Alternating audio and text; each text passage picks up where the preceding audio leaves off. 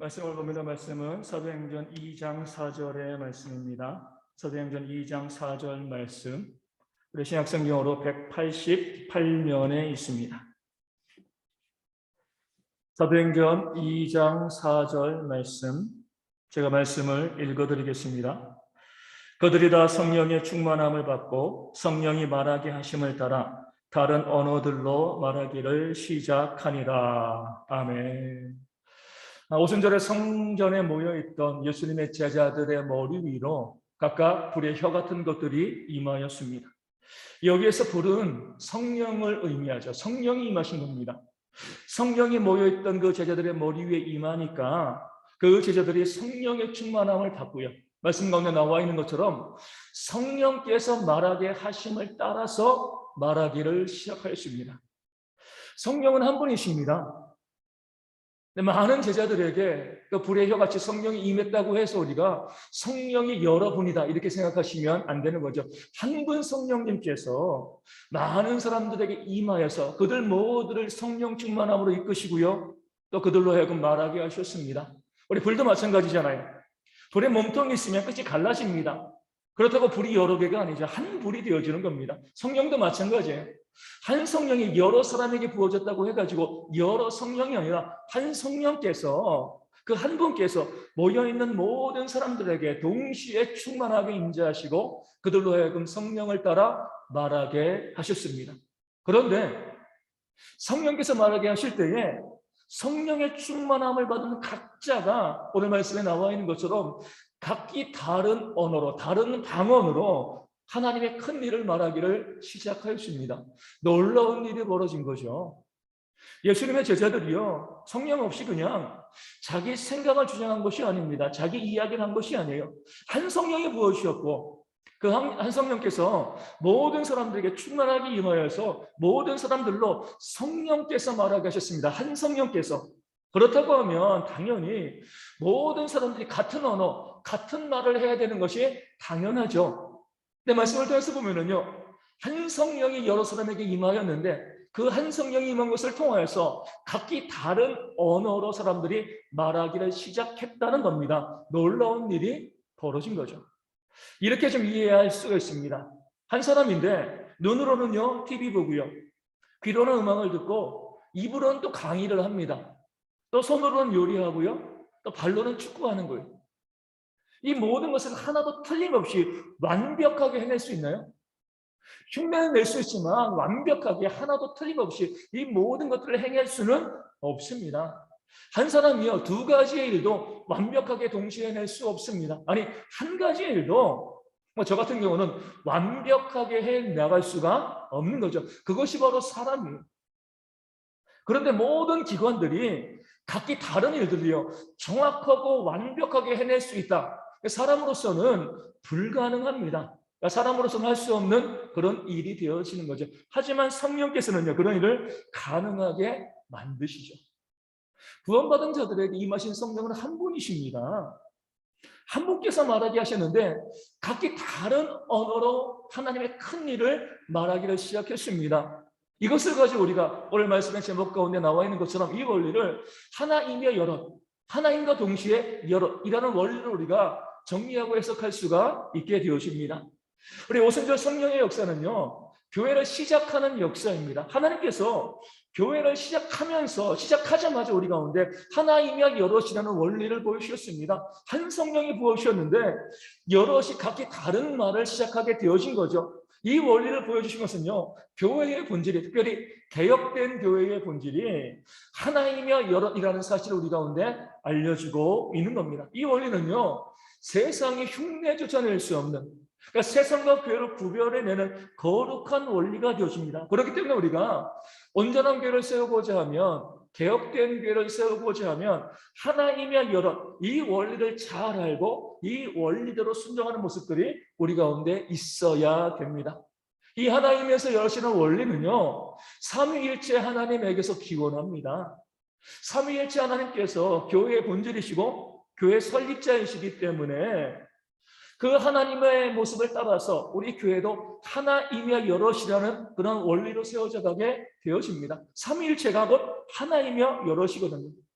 삼위 하나님이 계시잖아요. 성부 하나님이 계시고 성자 예수님이 계시고 성령 하나님이 계십니다. 세 분 하나님이십니다. 그런데 성경은요, 하나님은 한 분이시다. 우리가 이해할 수 있는 놀라운 신비가 바로 삼위일체입니다. 어떤 분은요, 한 하나님이 세 가지의 모습을 가지고 있다라고 주장하는데 그렇지 않습니다. 세 하나님이 있습니다.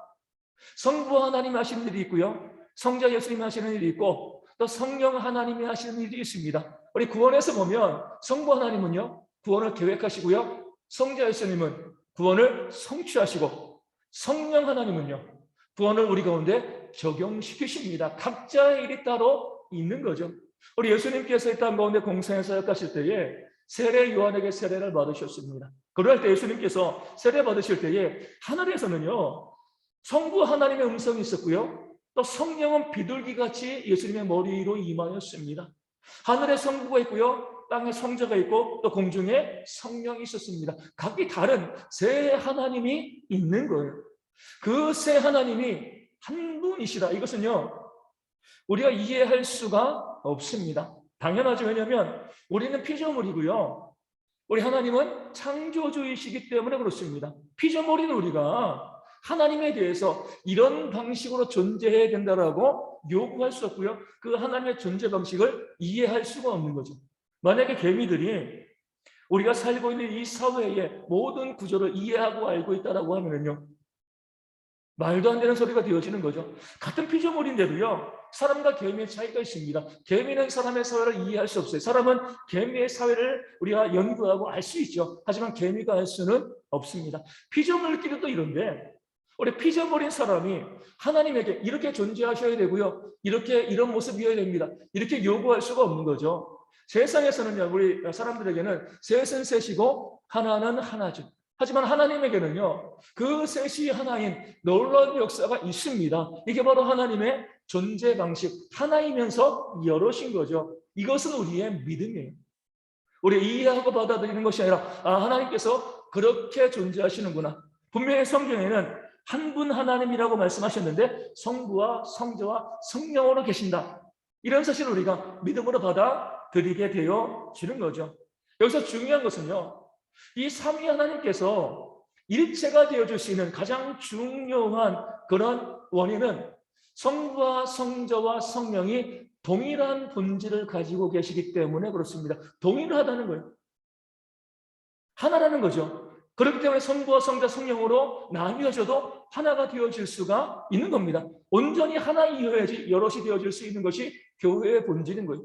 만약에 성부와 성자와 성령 사이에 깻잎 한 장만큼이라도 차이가 발생하면은요, 서열이 만들어집니다. 우열이 만들어지는 거죠. 하나가 될 수 없어요. 우리가 이제 얼마 전에 올림픽이 끝났는데 스피드 경기 같은 경우 보면은요, 금메달, 은메달, 동메달이 어떻게 갈려져요?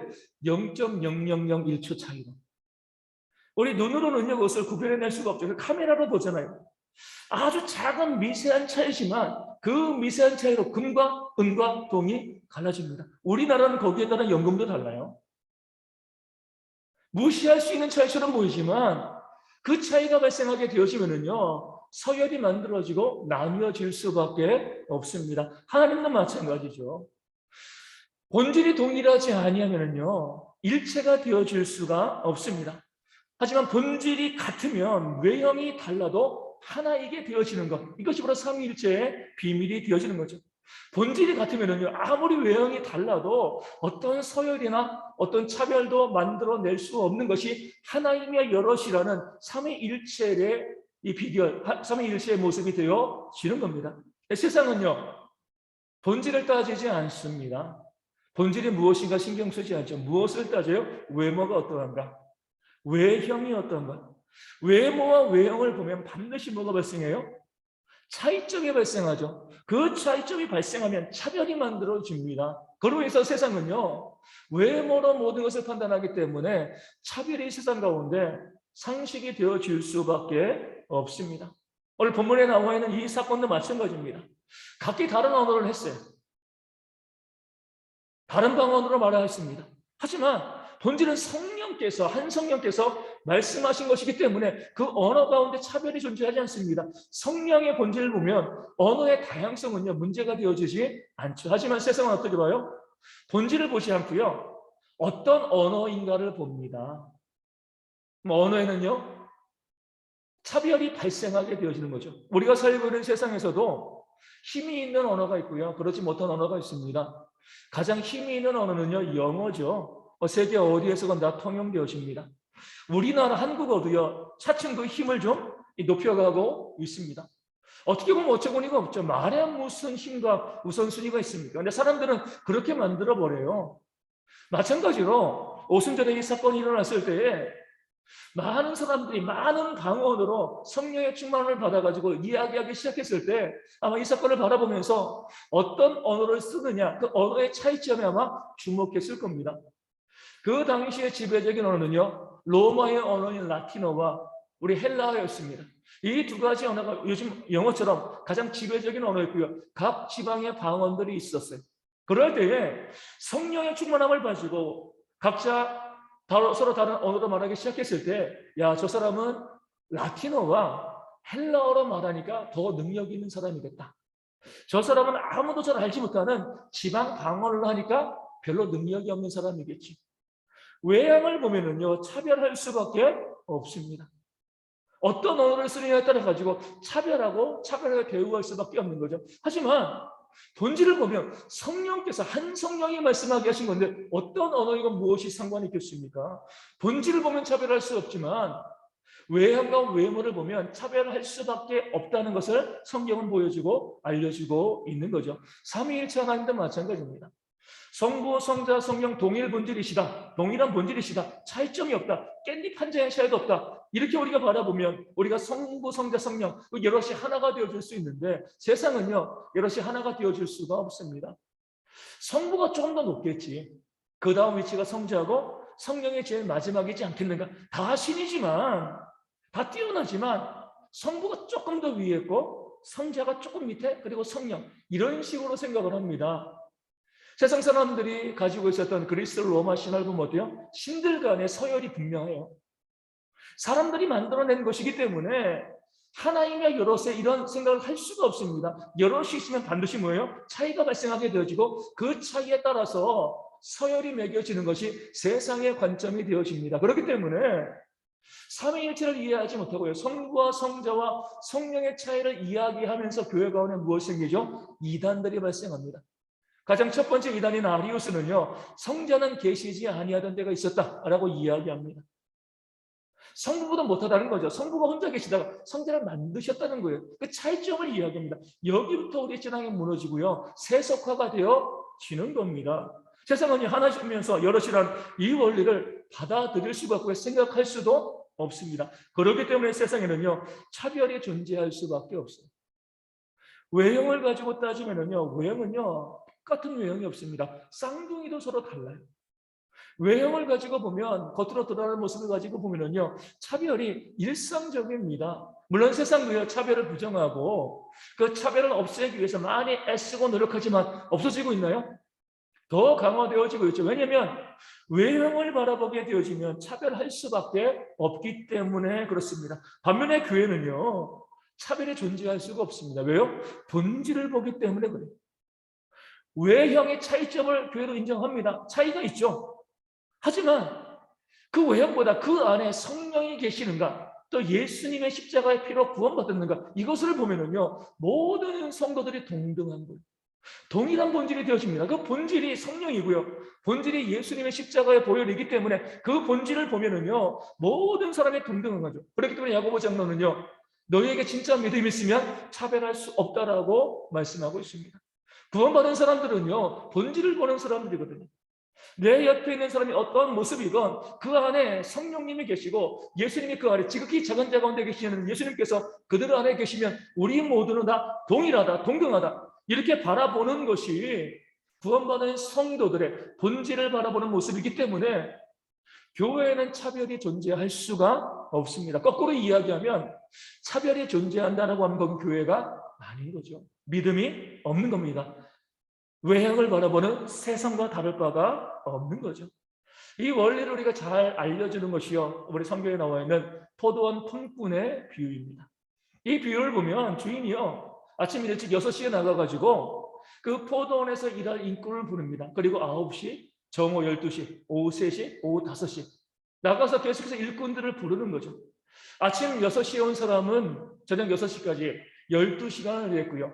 오후 5시에 온 사람은요, 1시간을 일하고 일이 마무리되었습니다. 모든 일이 끝나고 난 다음에 주인이요, 의도를 가지고서 가장 늦게 온 사람부터 오후 5시에 와서 딱 1시간밖에 일하지 않은 그 사람에게 먼저 그날 일당을 줍니다. 일당을 주는데 얼마를 주냐면 한 데나리온을 주었어요. 이 한 데나리온은요, 아침 6시부터 오후 6시까지 종일 일해야 받을 수 있는 그 당시의 통상임금, 그 당시의 일반적인 일당이었습니다. 그런데 오후 5시에 와가지고 1시간밖에 일하지 아니하는 이 사람에게 한 데나리온 주니까 이 모습을 바라보고 있던 사람들이 술렁거렸겠죠. 아, 여기는 계산법이 다르구나. 다른 데는 아침 6시부터 저녁 6시까지 일했을 때 한 데나리온인데 이 주인은 정말 너무나 마음이 좋아서 일당으로 쳐주지 않고 시급을 한 데나리온으로 쳐주는구나, 이렇게 생각을 했을 거예요. 그렇게 되어지면 아침 6시부터 오후 6시까지 12시간 일한 사람은요, 12데나리온을 받게 되어집니다. 안식일 이틀 빼면은요, 2주간, 반달의 품삯을 받게 되어지는 거죠. 이날 하루고 12데나리온 받으면은요, 나머지 2주간은 쉬고 놀 수가 있게 되어지는 거예요. 얼마나 기대가 컸겠습니까? 주인은요, 오후 3시, 낮 12시, 오전 9시, 새벽 6시, 온 모든 사람들에게 통상적인 일당인 한 데나리온을 지급했습니다. 사람들이 분노했죠. 뭐라고 이야기합니까? 부당하다, 공정하지 않다는 거예요. 왜 나는 12시간을 일하고 저 사람은 1시간 일했는데 그 시간의 차이가 분명히 존재하는데 왜 똑같이 한 데나리온을 주냐? 이건 공정하지 못하다, 정의롭지 못하다, 부당하다. 이것이 바로 세상에 바라보는 관점입니다. 그 차이점, 외적인 차이점을 가지고서요, 부당하다라고 이야기하고 나름대로 공정을 이야기하고요, 따지고 그 차별을 만들어내는 것이 세상이 바라보는 관점이죠. 그럴 때 주인이 뭐라고 이야기합니까? 내가 뭘 잘못했는데? 내가 잘못한 게 뭐야? 모두 처음 나와 계약할 때, 근로계약 썼을 때 오늘 일당 한 데나리온 받기로 약속했잖아요. 한 데나리온 안 준 거 아니거든요. 정확하게 줬습니다. 또 다른 사람보다 더 준 것도 덜 준 것도 아니에요. 앞서 말씀드린 것처럼 그 당시 통상임금이 일당이요, 한 데나리온이었기 때문에 그렇습니다. 주인이 잘못한 것이 하나도 없죠. 그리고 주인이 본질을 이야기합니다. 이렇게 이야기해요. 내가 선함으로 너희가 악하다고 보느냐. 이 말씀에서 주인이 이야기하는 것은요, 내가 오후 5시에 와서 1시간밖에 일하지 아니한 그 사람에게도 하루치의 일당을 준 것은 나의 선이란 거죠. 덕을 베푼 겁니다. 그렇게 1시간 일한 사람도 가족이 있고요, 먹여 살려야 될 자녀들이 있습니다. 시급만 주면은요, 그 하루 굶을 수밖에 없는 거죠. 그를 불쌍히 여겨서 시급에다가 무엇을 더한 거죠? 기부금을 더한 겁니다. 그에게 한 데나리온을 준 거예요. 내가 선이다. 나의 원리는, 내가 나눠주는 원리는, 내 본질은 선인데 그 선을 생각하지 아니하고 너희가 차이점만, 그 차별만 생각하니까 너희가 악하다라고 말씀하고 있는 거죠. 오늘도 그러잖아요. 만약에 우리가 정당과 공정만을 이야기하면요, 우리가 기부할 게 없습니다. 기부하는 사람이 악한 사람이죠. 왜 일하지도 않았는데 그 기부금을 받아요? 왜 일하지 않은 사람에게 돈을 줍니까? 근데 우리는요, 그렇게 기부할 때 어때요? 그 사람을 욕하지 않잖아요. 기부한 사람을 박수 쳐주고 높입니다. 어떤 사람이 얼마 전에 어떤 대학교에 100 몇십억의 돈을 기부했다고 해요. 다른 대학교에서 왜 우리는 안 해줘? 이 나라에 있는 모든 대학교에 똑같이 나눠줘야지. 그 사람을 욕하면 되겠습니까? 그거 아니죠. 자기의 재산을 아낌없이 대학에 기부한 그 사람을 칭송하고 높이는 것이지, 우리 안 줬다고, 내 자식 안 줬다고요, 그 사람이 악한 사람, 나쁜 사람이 되어지는 것은 아닌 거죠. 이 포도원 품꾼의 비유는요, 본질과 외양의 차이를 잘 보여줍니다. 본질은 주인의 선함이에요. 그 선함에 대해서 우리 공덕을 기리면 되어지는 겁니다.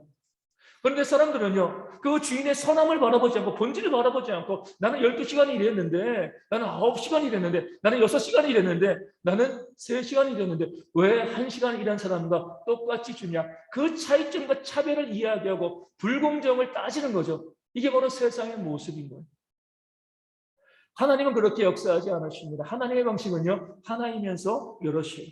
개혁된 교회의 모습은요, 비교하지 않는 겁니다. 사람들은 끊임없이 비교하잖아요.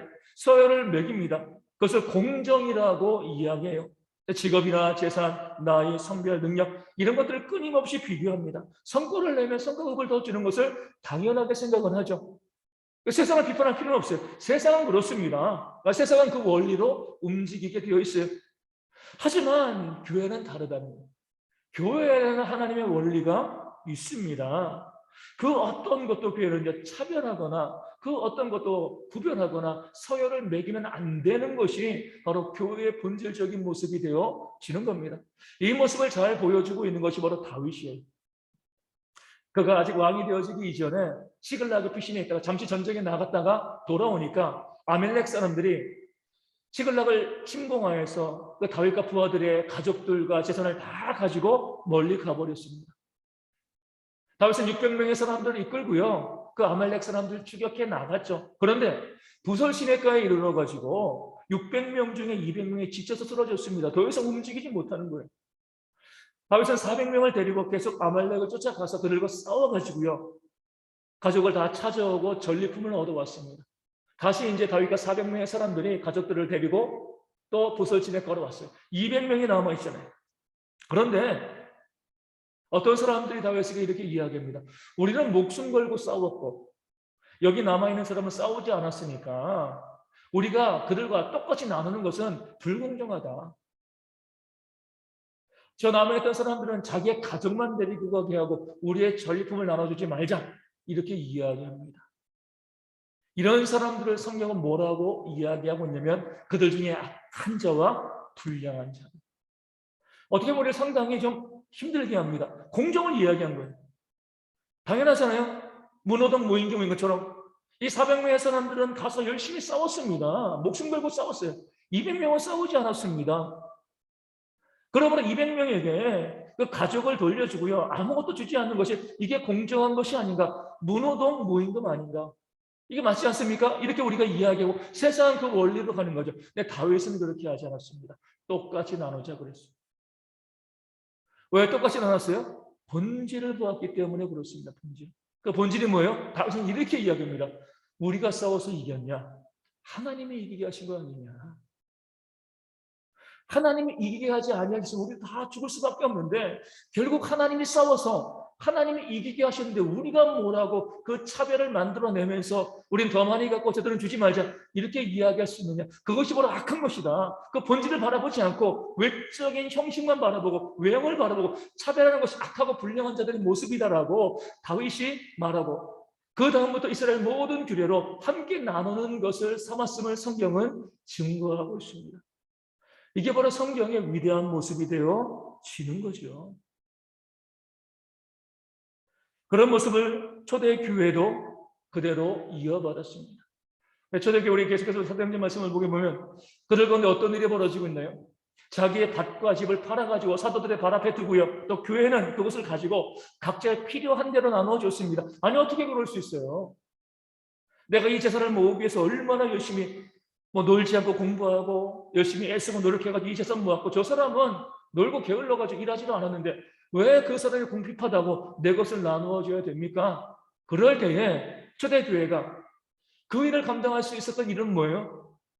그들에게 있는 모든 것, 그 재산이 하나님이 그들에게 맡겨주신 것을 고백했기 때문에 나눌 수 있는 겁니다.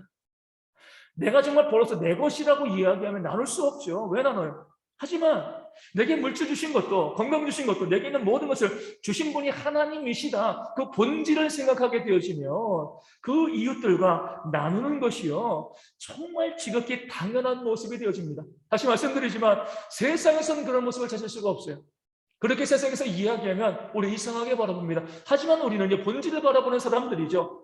그 본질을 바라보면 그런 차별과 서열을 나누지 아니하고요, 기꺼이 우리의 것을 수고하지 아니한 자들에게 나눠줄 수 있는 그런 사랑을 베풀어 갈 수 있는 것, 이것이 바로 하나님께서 원하시는 하나이면서 여럿인 개혁된 교회의 모습이 되어집니다.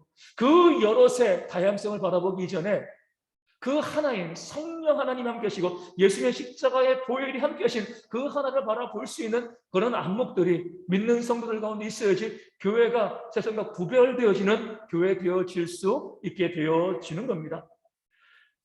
개혁된 교회는요, 모든 차별과 평가를 부정합니다. 세상과 너무나 다르죠. 내가 아침에 6시에 와가지고 열심히 일한 사람인데 오후에 5시에 와가지고 1시간 일한 사람이 똑같은 것을 받을 때에 차별하거나 차이를 만들거나 공정을 이야기하는 것이 아니라 그 주인의 선함을 바라보고요, 함께 박수쳐 줄 수 있는 것이 교회의 모습이 되어지는 겁니다.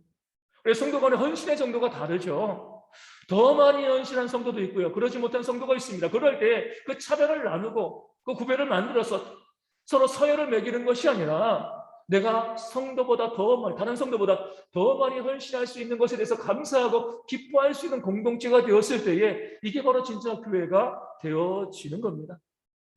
우리 저희 정준이가 이 딸기를 좋아해요. 이번에 코로나 격리되어 있으면서 딸기가 있어가지고 그 딸기를 먹을 때 저는 정준이랑 마스크 같이 벗고 같이 있었지만 그래도 먹는 것만큼은 조심한다고 해가지고 먹는 것을 서로 나누진 않았습니다. 그래서 우리 집사람이 딸기를 먹을 때 정준이 딸기를 따로 놔두고 제 딸기를 따로 놔주는 거죠. 그랬을 때 보면 한 정준이 그릇에는 한 7개 정도 논다고 하면 한 제 그릇에는 5개 정도 놔줘요. 이것 자체가 좀 불공정하죠. 제가 더 크고 더 위도 크고 더 많이 먹고 더 활동도 많고 제가 더 많아야 되는데 정준이가 더 많아요. 이것 가지고 부모가 따지나요? 따지지 않죠. 오히려 내가 더 많으면 슬쩍 들어서 아이들에게 주는 것. 내가 덜 먹어도 아이가 더 많이 먹는 것. 이것을 보고 기뻐하는 것이 바로 부모가 되어지는 거죠. 그래서 정준이는요, 자기 거 7개 있고 제 거 5개 있으면은요, 슬쩍 저에게 와서 이렇게 이야기합니다. 아빠 거 먹어도 돼? 이렇게 이야기해요. 그럼 제가 뭐라고 이야기하겠습니까? 그거는 공정하지 못해. 잘못된 거예요. 손을 탁 칠까요? 그렇지 않죠.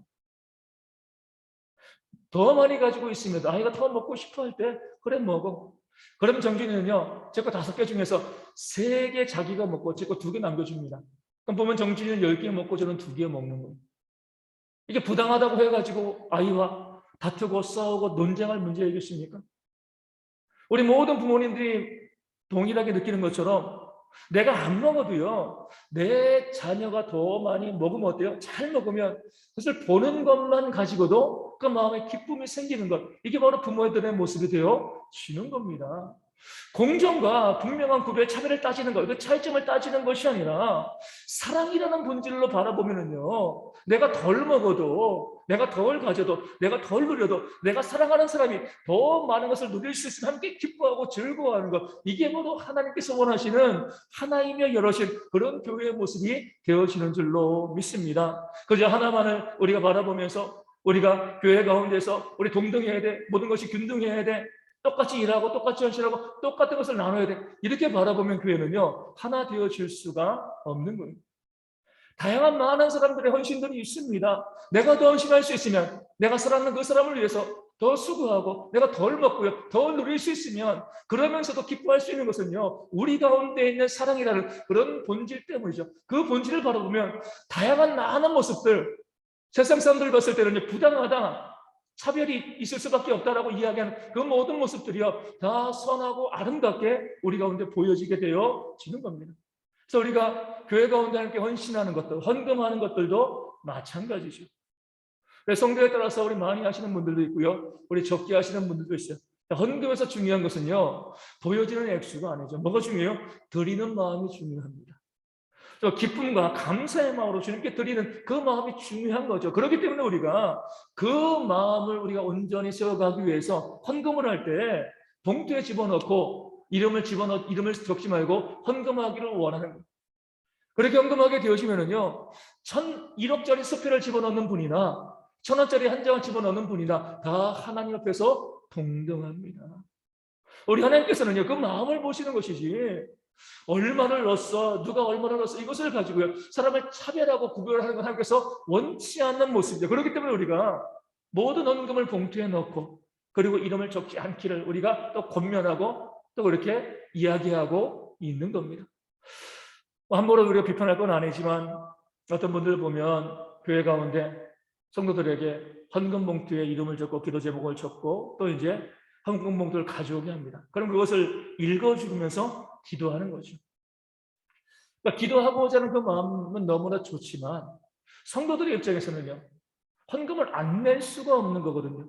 내 이름이 적혀 있고요, 내 기도 제목이 있고 목회자가 그것을 읽어주면서 기도하게 되어지면 헌금을 안 낼 수 없는 거죠. 어떻게 보면 좀 심한 말로요, 일수를 찍는 것과 전혀 다를 바가 없는 그런 모습이 되어지는 겁니다. 우리가 목회자가 성도를 위해서 기도할 때에 헌금을 내는 성도를 위해서도 기도해야 되지만 정말 하나님께 드리고 싶은데 드릴 것이 없어 드리지 못하는 그런 성도들이 있으면 그 성도를 위해서 더 기도해 주는 것이 마땅한 목회자의 모습이지 않겠습니까? 헌금을 냈다고 기도해 주고요, 헌금을 내지 아니하였다고 기도해 주지 않는 것, 세상의 모습인 거죠. 교회는 그렇지 않습니다. 내건 내지 아니하건 우리 모든 성도를 바라보면서 중보하고 기도하고 모든 사람을 그 하나의 본질적인 사랑을 가지고요, 그 여럿의 다양한 모습을 아우르고 하나로 만들어 갈 수 있는 것이 하나님께서 원하시는 개혁된 교회의 바른 모습이 되어지는 줄로 믿습니다. 물론 이렇게 말씀하시는 분들도 있어요. 충분히 있으면서도 안 되는 분들도 있어요. 그것은 하나님이 심판하시고 하나님이 판단하실 것이죠. 우리가 할 일은 아닌 거죠. 하나님의 것에 내가 참여하고자 하는 그런 교만을 우리가 버려야 됩니다. 하나님께서 원하시는 참된 교회는요, 그 어떤 차별도 존재하지 않는 교회, 참된 믿음의 교회가 되어집니다. 외형을 보고요, 보여주는 모습을 가지고 그 사람의 지식들, 재산, 또 학벌, 또 사회적인 지위들, 또 남녀, 또 빈부귀천, 그리고 장애가 있냐 없냐 이런 것을 가지고 외형을 계속해서 바라보게 되어지면 사람들은요, 차별할 수밖에 없습니다. 그러나 우리가 그 본질을 보면 그 안에 있는 성령님을 바라보고요, 그 안에 있는 예수님의 십자가의 보혈을 바라보게 되어지면 그 많은 차별을 만들어내는 것들이요, 차별이 아니라 교회를 풍성하게 만들어내는 그런 다양성으로 받아들이게 되어질 줄로 믿습니다. 여전히 우리가 세상은 차별 가운데 있습니다.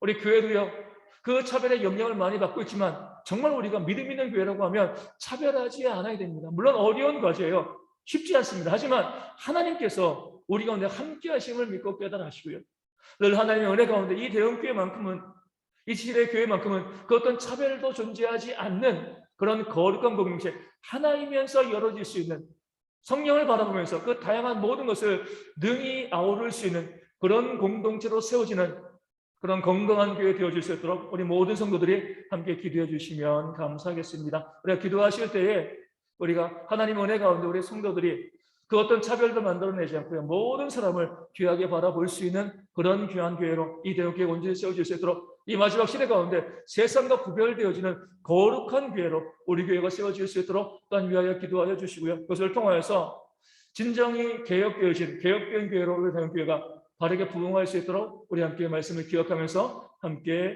기도하도록 하겠습니다. 우리 말씀을 우리 기도하기 전 먼저 찬송가 183장 함께 찬송하도록 하겠습니다. 183장입니다.